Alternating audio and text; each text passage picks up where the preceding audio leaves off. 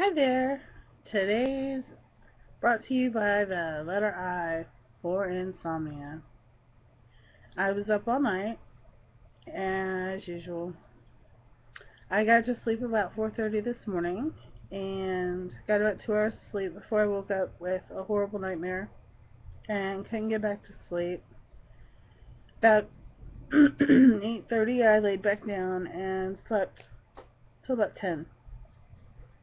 So I'm under 4 hours of sleep now, and it's not fun.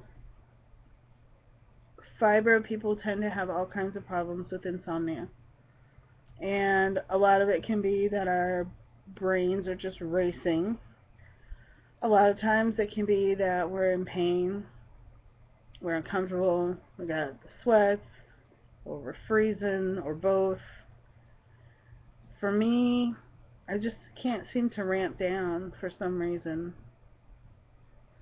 And then when I do ramp down, I tend to have all those other issues like freezing, sweating, uncomfortable. And I do what the doctors all say don't do. I sit in front of the TV and the computer, but otherwise I would sit in a dark room twiddling my thumbs because I really don't have a whole lot else to do. You can read if that's an option for you. For me, it's not an option anymore because I can't pay attention to the page I read, so I have to read the same page over and over and over again, which is maddening. Um, Once I do lay down, I have some tricks that I use to help me fall asleep once I feel like I just can't take it anymore and I'm gonna get to sleep. I have lots of soft things. I keep my sheets and my blankets really, really soft. I um, wash and soften them with lots and lots of liquid softener. I probably use more liquid gain softener than anybody on the planet. I buy really soft blankets and sheets. I have lots of pillows so that I can have one under my knees or between my knees or extra ones under my head to prop myself up, whatever I need for comfort. Um, One thing that I really have learned to do that's really helped me is to meditate and to count and focus. And with my brain, part of what keeps me up all night is my brain racing. But I finally will hit a point where I'm so tired that my brain will finally slow down and I can lay down and start to relax. And I've learned to focus and just count in my head. I don't do it out loud or anything weird. I'd wake my husband up and he wouldn't be happy. I just in my head start counting. And the first time that I tried it, I got to 600 and something. And now I'm usually asleep before I hit 50, which I think is pretty good. If you think about it, that's within a minute or so. I can be really asleep. Um, there are lots of tricks, to try and help put yourself to sleep. A warm beverage. Um, Contrary to what most people think, warm milk does not have a lot of tryptophan in it that's going to knock you out. Any warm, relaxing beverage that's low in caffeine and doesn't really have any sugar in it, it's going to keep you from, or it's going to help you fall asleep. So I drink a lot of warm tea. I really like hot herbal tea. It's comforting, it's relaxing, it feels good, and it helps kind of calm you down. Um, Another really, really good way to get to sleep, at least to relax your body, is sex.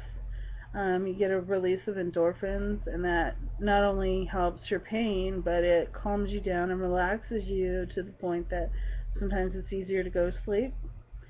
And so, hey, give it a shot.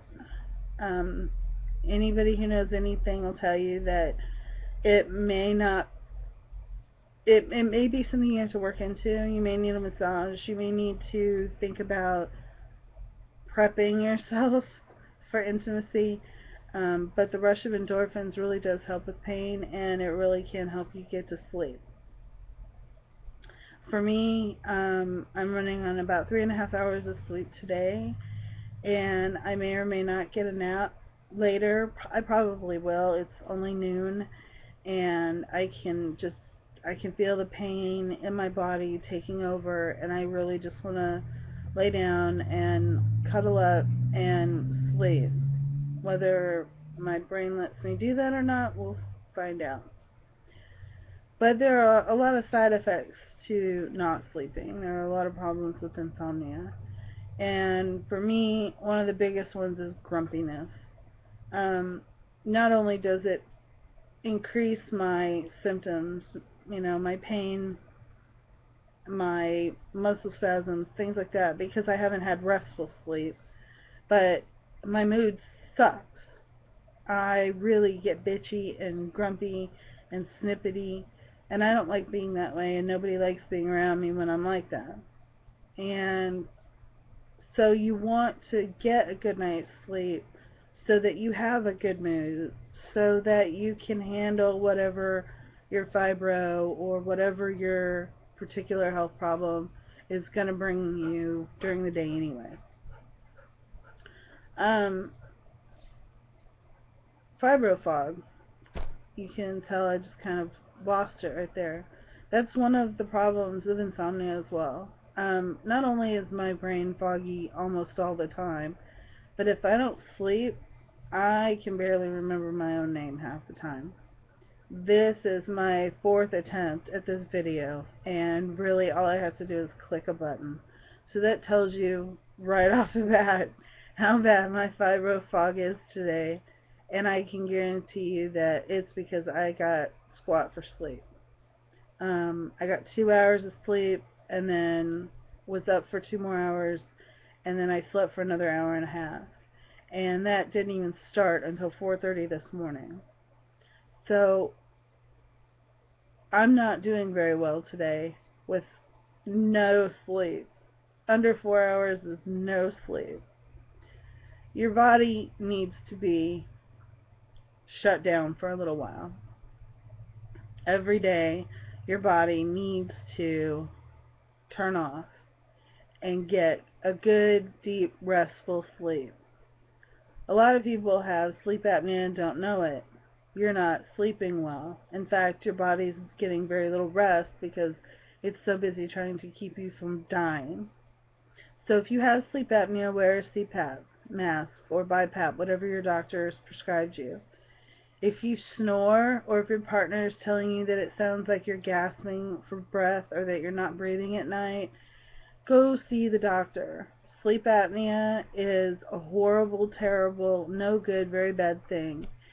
And my CPAP mask is one of my best friends. I don't enjoy wearing it, but I know that I at least get better sleep when I wear it because I can breathe. Sorry, I'm adjusting my pillows here. I have a lot of pillows. I have a lot of soft things. I wear my CPAP mask, and I still have trouble sleeping. I still have insomnia because my brain races. You need to find some way to rest, to sleep. If you need to go to your doctor and ask for their advice, do so. I actually found that Unisom makes an over-the-counter sleeping aid. It's not the Benadryl type, it's another type, and it's in a yellow and white box. Now, I'm not advocating you taking any medication without your doctor talking it through and making sure that it's okay for you. But for me, I can take one of these Unisom, and it helps at least to calm me down and slow my brain down enough that I can get some rest. So there are a lot of options out there for you to really try and get some sleep. If you don't sleep, you turn into a grouchy bitch like me, and you don't want that. So Go get a nap. I'm going to try and do the same today. I hope you have a good day, and I hope you have a good night's sleep. Bye.